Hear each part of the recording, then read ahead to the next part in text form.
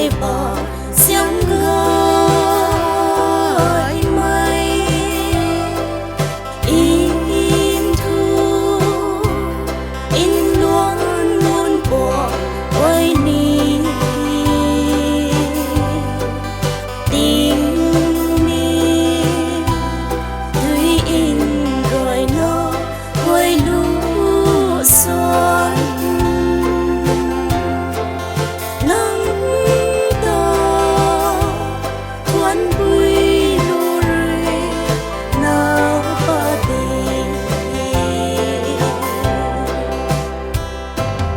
tươi thua quay rì ni nắng ta thuần in qua quay rì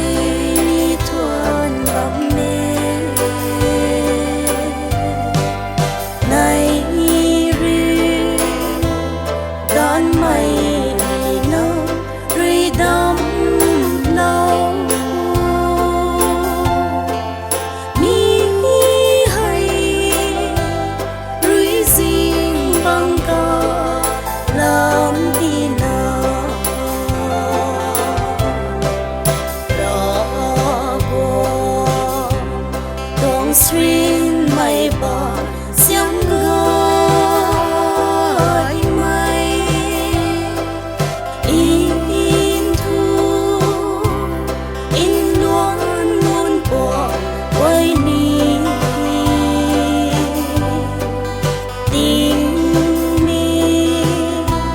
tuy in rồi nó quay lũ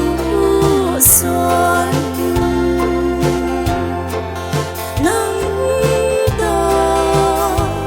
cuốn vui lù rì nào ba tê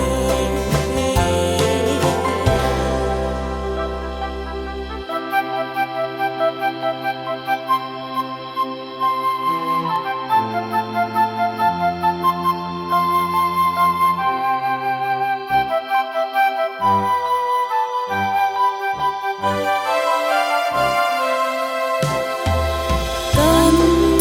đi in ban đám mây cái bầu in rồi quay rơi ni thuần bóng mê